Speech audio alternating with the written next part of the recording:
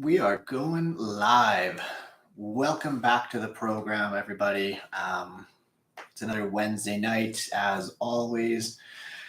Excited to be back because we're going to be talking about all of the things that are the Mounjaro. And there's lots of big, exciting things about it, particularly up here in Canada, considering it's finally coming up here. So, big news of the day. What we're going to cover today, though, is going to be, well, the ins and the outs, talking about weight loss, diabetes, and everything in between. So I'll give some of the peeps like a little bit of time to check in and come on over. Feels like today's been a very off day in a lot of ways because, I don't know, it's October. It's kind of like winter's almost here, but kind of not. It's still like a little bit fall. It's like a really weird space I feel like we're in. So yeah, sweet. Awesome. Okay, I think we're going to give this one a rip and get her going. But welcome back, everybody. Thanks for coming on. Always appreciated. So let's dive into the deets that is Mounjaro. If you're in Canada, the very exciting news is that it will be finally coming up here. I've been talking to the drug reps and various individuals that work with Eli Lilly, the company that actually makes Mounjaro. They have given me all the updates, and apparently it has, it's in the process of crossing the border. Now, it may have already made its way across, who knows, but it's officially on its way here. So hopefully it will be on pharmacy shelves in the very near future. Once it's across the border, basically the next step is getting it to the wholesaler, and then the wholesaler gets it to all of the pharmacies. What the interesting thing that's happening here in Canada is that Mounjaro is going to be in a single dose vial. So it's not going to be coming in like a pen like Ozempic currently does. And if you've seen any of the Mounjaro pens or creators and stuff like that that are on Mounjaro down in the US of A, they are using a single dose injectable pen. So we're actually getting a single dose vial. You're going to have to kind of draw it up old school, like an old school insulin syringe, draw up your dose, and then give your dose. Very much the same kind of procedure, same needle, pretty straightforward, nothing really too much about it from that perspective, but that's kind of the biggest thing that's going to be different. The other big thing is that these single dose vials don't have any preservative. They don't have any of the other, I think it's one of the other components that's found in the US version of it, just like one of the suspending agents or something like that. I can't remember exactly what it was, but it's basically they're bringing it to market because those things are all shorted currently. So they're all having supply chain issues. So if they can get it to market sooner than later in these single dose vials, it is all the better. What's exactly going to happen next in terms of what we can expect with Mounjaro? It could be anybody's guess at this point in time. But for right now, it looks like we're going to just be having the single dose vials and kind of going from there. So in Canada, currently Mounjaro is only approved for type 2 diabetes management. We will get the indication up here for obesity management early 2024. I think they're going to give the indication for obesity by the FDA in the US. I'm suspecting maybe like November, December. We'll kind of see. And then basically every other health authority there afterwards will be coming online pretty quickly. So really shouldn't be too far behind. So that's kind of that exciting piece. As I said, we will see once it comes out. But for right now, it can still be used off-label for weight management. The only thing is that it's going to come down to more or less your insurance company as to whether you can actually get coverage for it. So oftentimes insurance companies are going to want you to try other agents like metformin. They're going to want you to have a diagnosis of diabetes. They're going to want you to go through all these steps and fill out this paperwork in order to get the coverage for it. So some insurance companies might not, so therefore people could just jump right on it. Fantastic, cool. Other people, unless you have diabetes, your insurance company is probably not going to cover it. So there is going to be the out-of-pocket expense or cost. The cost up here in Canada, kind of interesting. It's actually not going to be as expensive as I thought it was going to be. So to give you some perspective, Right now, Saxenda, which is the once daily, similar to Ozempic, once daily GLP-1, on average, a month's supply costs about $500 or so. Ozempic, pretty much a month's supply or one pen of the 0.25 or the 1 milligram, it costs on average from like $230 to $250, depending on where you're filling it at. Mounjaro does have a definite premium, so it is going to be more expensive than Ozempic, but we're probably looking in the range of like $330 to $350, maybe $360, $370. Mounjaro is having like a 20% drug card thing that's going to be applied as well. So that's going to bring it down to like 270, 260, somewhere in there. So almost bringing it on par. Don't know how long that's going to last, but that's going to be kind of something that we can have access to in order to help people out to get on the medication and at least cover some of the costs for the initial little bit until more drug companies and stuff kick in to start paying for it. So that's the roundabout details on that front of it. To give you guys kind of some of the details in terms of the data. So depending on which trial you look at, there's been a couple of trial groups, if you will. So we've had first the Surpass trials, which basically looked at Mounjaro in its management of diabetes, in particular type 2 diabetes. So this was the initial first set of trials, and some of them are still ongoing at this point. But these are the trials that essentially got Mounjaro the indication for diabetes. The Surmount trials are the trials that they're doing for obesity management. So on the diabetes front, really, really wild and crazy results. What we're seeing with Mounjaro at 5, 10, and even at 15 milligrams is a 2% reduction in A1C as kind of like a minimum. So compared to Ozempic, 1 milligram got about 1.9% reduction in A1C. Ozempic 2 milligrams got like 2.1%. So overall, when we look at the comparative data, Mounjaro 5 milligrams, pretty on par with Ozempic 1 and Ozempic 2 milligrams, whereas Mounjaro 10 and 15, they got even further A1C reduction in comparison to those drugs in individuals that have diabetes. So yeah, some really fantastic results in that sense that they're beating out Ozempic in the effectiveness piece of it.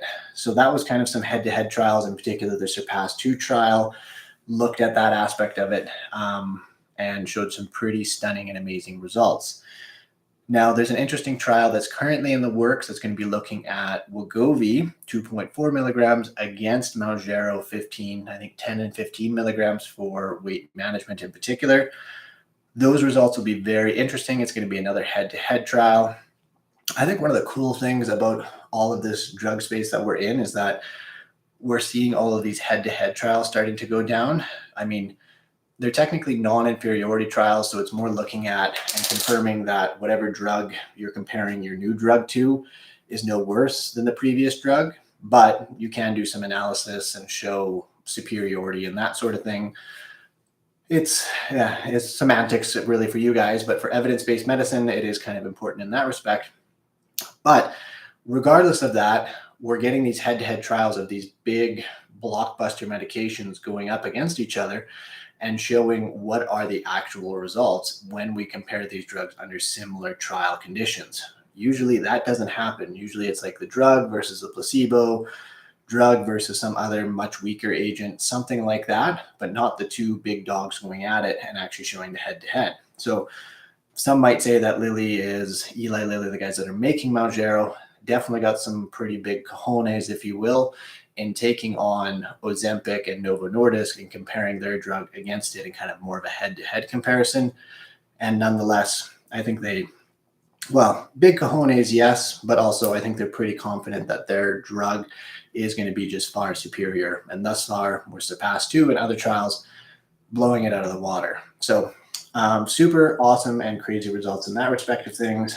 What we're seeing on the weight loss side of things, again, to give you a bit of perspective, if we go back to Ozempic or Wegovy, so that has semaglutide in it, at a dose of 2.4 milligrams once a week, Wegovy led to a weight loss on average of about 15%.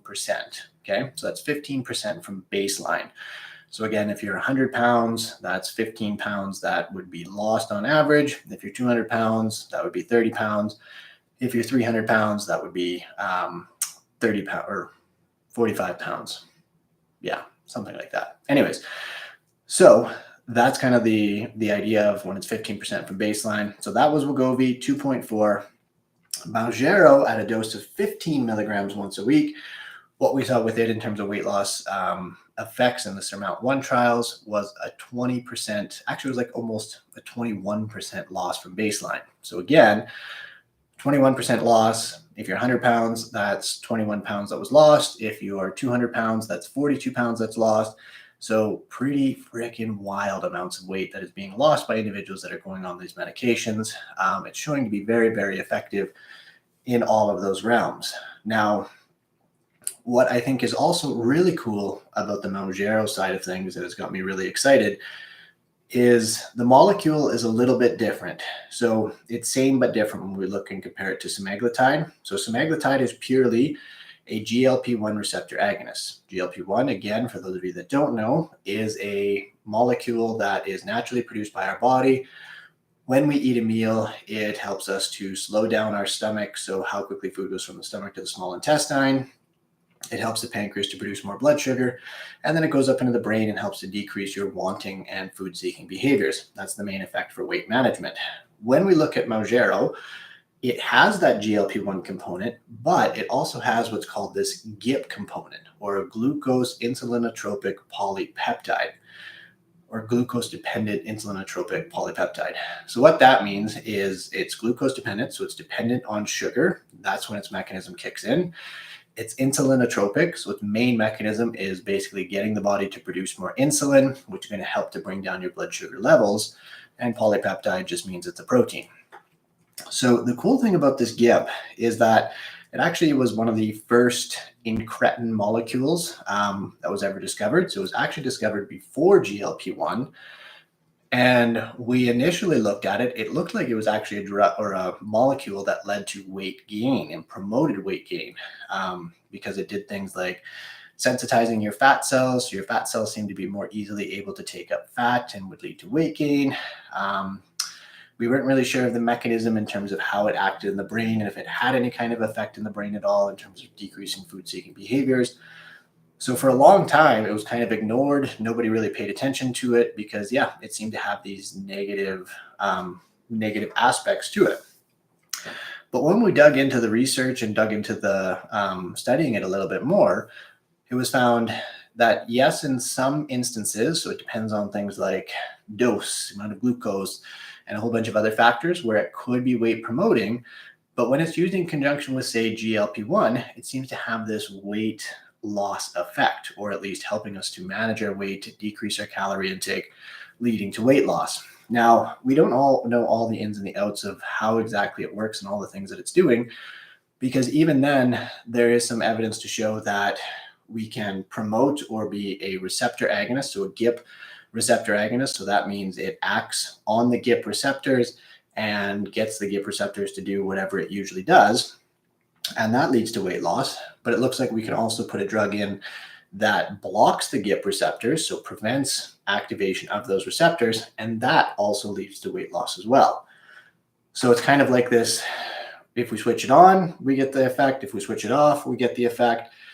We don't exactly know the ins and the outs and all of the science that's around that, but it's very fascinating in how it kind of has this almost dual mechanism. And there's certain things that, yeah, when your blood sugars are at a certain level, it shuts off. When your blood sugars are at a different level, it does this. And yeah, it's pretty wild in that sense. So very, very cool what this extra molecule is doing. It basically is acting synergistically with that GLP-1 component, which is then making Mounjaro even more effective. So overall, I mean, we've got this new effective agent. It's dual agent, so it's hitting two different kinds of areas and hormonal satiety hormones in terms of weight management. So we're going to get kind of an extra benefit that comes with it. Future medications and future therapies are going to be like what we call triple agonists. So they're going to have three different molecules or three different sites that they act at. They're going to bind to those sites, have an even further, more powerful, stronger effect, and get us even better results. So stay tuned for that. I'll be doing some videos around that in like the coming months here. So more exciting data there. But with Mounjaro, what we have now. As I said, it's coming to Canada. We have some experience with it in the US. I'm very excited about it. I'm going to be putting a number of my patients onto it and switching them over from Wegovy and Ozempic because we simply can't get the drug right now. It's actually seeming like the problem was getting solved. And then today it looks like the problem is just kind of right back where we started. So it's becoming more and more of an issue, and people just can't get access to the medication. When we can't get access to the medication, we're going to go then look for other sources and stuff. And so Mounjaro might be the savior in that sense, at least up here in Canada. And is going to prove to, I think, do some pretty cool things and probably steal a large amount of the market share from Novo potentially. But we'll ultimately see how things play out and where things go, because there's lots of other things coming down the pipeline. So that is basically my rundown. As you can see, I'm very excited about it. I think I'm also coming off like a post-work high, so I'm like kind of just vibing along and whatnot. So yeah, we will kind of take some questions from the crowd.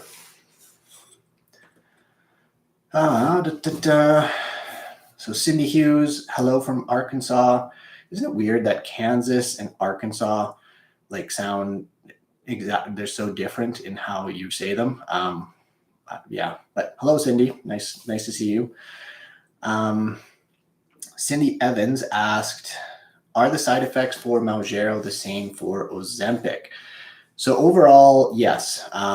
Since they're both kind of acting along the same pathway, the side effects that we're seeing with Mounjaro are very comparable to what we see with Ozempic, Wegovy, and that sort of thing. Primarily, they're GI in nature, so things like nausea, heartburn, maybe some constipation or diarrhea in rare circumstances. So those kinds of are the main side effects that people are seeing. Definitely the Mounjaro 5 milligrams, which is pretty comparable again, not only in efficacy to the Ozempic 1 and Ozempic 2 milligrams, pretty much almost on par in terms of the side effect piece of it. What we're seeing is that as the dose goes up to that 10 and 15 milligrams of the Mounjaro, then we get more side effects and that sort of thing. It's not drastic amounts more or anything, but definitely there looks like there's greater side effect profile, greater GI side effects, and certainly leading to more people in the studies discontinuing the medication. So makes sense in a lot of ways, more potent, that sort of thing, probably going to get more side effects. The cool thing is that when we hit two different receptors versus just hitting and pounding one receptor, generally that leads to less so side effects. So if we can use, for example, multiple drugs at a lower dose, less chance of side effects, but overall get better bang for our buck in terms of benefits. So that's kind of what we're doing here with Mounjaro, is that we hit two sites or two receptors. So we're getting all the benefit, but hopefully going to get less side effects. Maybe not so much in this case, but kind of that's what I'm seeing with the future triple agonists and that sort of thing. So that's kind of the breakdown there for you. And Cindy Evans, hello from California. What is going on? DJ Jevos, Ovos. Exenatide has signs it reduces intracranial pressure. Any indication Mounjaro could have similar effects? So, great question. I mean, in general, the intracranial and the other effects that we're seeing with these medications, it's difficult to exactly tease out what is specifically the medication, what is being driven by an individual losing weight, and that sort of thing. From what I have read so far, I haven't seen anything specifically with Mounjaro looking at the intracranial pressure aspect of things. Does that mean it's not going to be teased out in like a sub-study, sub-analysis or something like that? I mean, certainly it's very well possible, and I suspect it probably would have a similar effect in that regard of things. It certainly has some other cool effects in terms of it seems to help with bone health, so preventing the breakdown of bone and the building up of bone. It might have some neurogenesis and effects in the brain and stuff like that in terms of helping with maybe mental health and other aspects in that regard. But the intracranial pressure aspect, I haven't read anything on it specifically at this point in time, but I wouldn't be surprised if we also see it there too. So TBD. Honey Badger is my spirit animal. Hello from Georgia. What's going on there, Honey Badger? Rob, I know you're in Alberta, but do you have any idea if Mounjaro will be covered under the Ontario drug benefit? Good question, Rob. At this point in time, I think at some point it's probably going to be covered. I know pretty much every single private plan that's out there is providing coverage of Mounjaro to some degree, whether again you need to do special auth, et cetera, do all the steps. Whether it's going to be on or when it's going to be on the like provincial plans and stuff, that is a complete and utter Hail Mary, to be honest. They tend to be like really slow with the uptake and don't really, yeah, they really take their time. So it's really going to depend on the body itself, the data, how much push there's been. The fortunate thing is that Mounjaro has been approved for quite some time in Canada. I think November something last year. So it's almost been approved for an entire year here in Canada. So that generally gives more time for them to kind of be looking at it, contemplating it, etc. But that doesn't mean that they're going to be super fast to jump and start covering it, because it's ultimately going to cost them more money, and no government likes to spend money in the right way. Anyways, so when it's going to happen, really, really tough to say. I'm hoping it's going to be a little bit quicker than what we have seen in the past.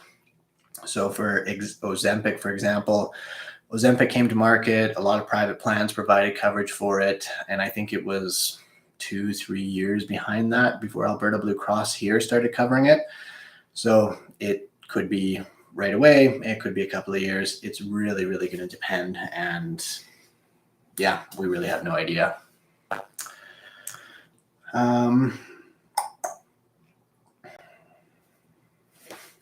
So Judy, did you just say that the Ozempic shortage is not ending anytime soon? Couldn't get the 1 milligram pen today.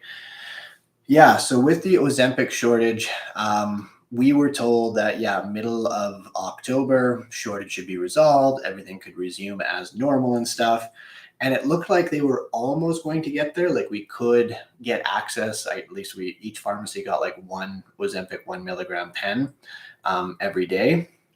But it looks like now the 1 milligram pens are no longer available, and they're still kind of allocating, I think, no more than 5 of the 0.25 to 0.5 milligram pens. So that's really kind of putting a damper on, when the shortage is going to be over. We haven't got any further updates as to, is the drug in transit? Is it somewhere? What exactly is happening? So whether the shortage is going to end anytime soon, your guess is as good as mine at this point. I suspect it's going to be probably at least until November before we actually really even see the shortage get corrected. So, and even then, maybe not. Tough to say, because then we're going to have to like make up for all the people that haven't been on drug, get the supply back to normal. It's going to be a lot of freaking steps and stuff like that. So really, really tough to say. I suspect, it's going to be a while.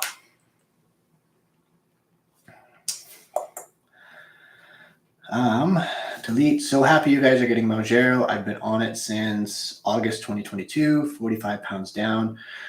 Only side effect is constipation and easily managed with occasional Miralax. Awesome. That is fantastic. Sweet. Yeah, we're very excited about it up here. I mean, the data looks really good, really promising. I think it's super cool. And just all the agents that are like in the pipeline right now, it's wild, some of the results that we're seeing. So this is, again, kind of like Ozempic. Wegovy started it, and now it's just going to get very much cooler and cooler from here. So TBD, definitely, we'll see. Cindy Who's, I take semaglutide. It doesn't seem to have a real strong effect. Been taking shots since August. Mine shipped to me from a compound in Florida. So are you taking a compounded one or what have you? I've generally been not recommending the compounded semaglutide and other molecules. One, safety issues. There's a whole lot of question marks as to what are the chemicals, what are being mixed with them, where are the chemicals coming from. Best I can figure it, it looks like they're research chemicals. So technically they're not pharmaceutical or human grade to be injected into humans, maybe mice and animals and stuff like that. They're different salts, so the efficacy, we have no data as to how efficacious it actually is and stuff like that. And so, yeah, a lot of big question marks. Basically, I've been saying don't do the compounded medications, not worth your health. A lot of these places that are promoting them and selling them are very much kind of pop up, fly by night, doing some shady stuff and selling other shady products. So yeah, that's kind of that. Bit of a tangent. Don't even know if that was related, but Talit, maintenance dose is not clear yet.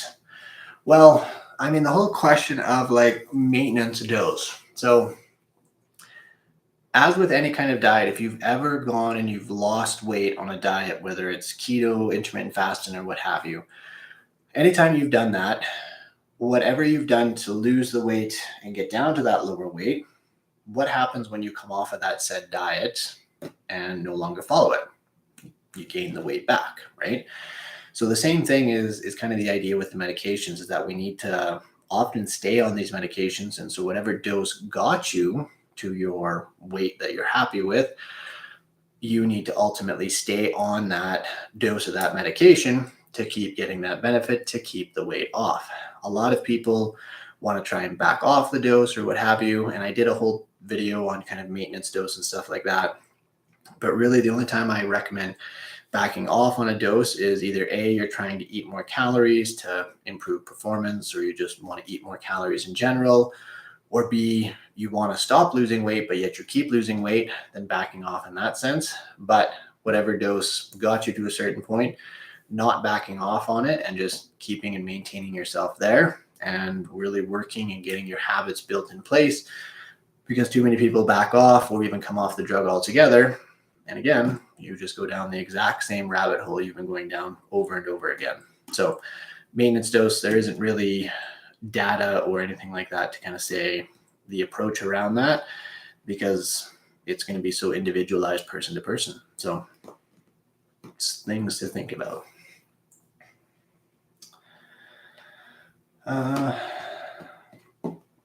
So Sierra Fitzpatrick joined late. Has Eli announced Mounjaro availability in Canada yet? Also, any word on 2 milligram Ozempic?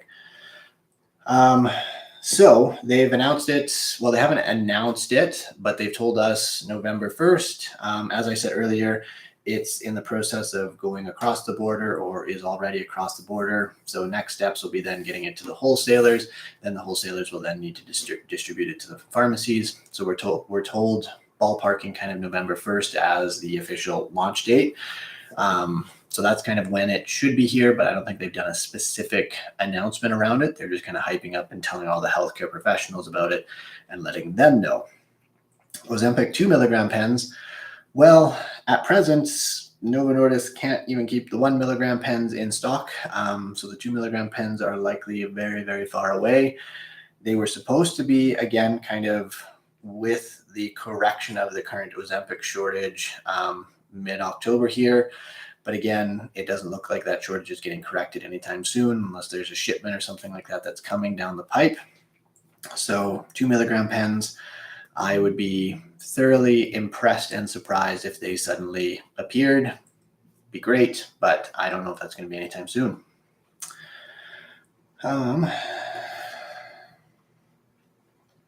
So Talit, some folk get all the results they need on 2.5, and in my case, 15 milligrams keeps me steady. Totally, exactly it. So everyone's going to vary person to person. Most people are going to get, best bang for their buck, probably at 5 milligrams once a week, but you certainly can push the dose up to 15 milligrams per week if you need additional benefit or what have you. Again, it's going to depend person to person. What's your genetics, what's your biology, what's your environment, et cetera, and how many changes and stuff like that that you're implementing, whether you're adding in weight training and getting a high protein diet and all of those good things. Those are all going to play a role in how much weight you lose, how quickly you lose, and that sort. So lots and lots of different factors are present and going to overlay and play a role in stuff. So that is that. Sweet. All right, everybody. As always, it is an absolute pleasure. I will be back next week. topic to be determined. I think I'm going to look at actually bringing maybe some guests on the show and kind of doing a live together with different people, certainly getting some experience or getting people who have been on the medications and that sort of thing to kind of talk about their experience and how things have been going and stuff like that. So I think that'll kind of add a little bit more perspective and insight for everybody, kind of maybe ask in real time what someone else is doing, what's worked for them, etc. So looking at that, if you guys have any creators out there that you want to recommend, send them over my way. Happy to chat and see if we can get that set up. I know I need to play around with my live and kind of do some other things on the background and seeing if we can, how that all goes and what it looks like and stuff. Otherwise, other topics that are kind of in the pipe is I'm going to be looking at some of the research around new medications that are kind of down and coming up and stuff, as well as kind of continuing to talk about the evidence around the various things that we need to focus on when using these medications. So getting plenty of protein, exercise, all of those types of things, all very, very important. And basically, if you don't do those, the medications are essentially useless. So kind of talking a little bit about that. But yeah, that's kind of some of the things that are in the pipeline. So if you ever have any ideas or anything like that, I mean, feel free to bring them. Of course, bring me all of your questions. We're doing lives every Wednesday. Generally every Wednesday. It's either going to be every Wednesday or every Thursday, kind of depending. But we'll be here 7 p.m. Mountain Standard Time. And yeah, as always, people, thanks a lot for showing up and have a great rest of your week.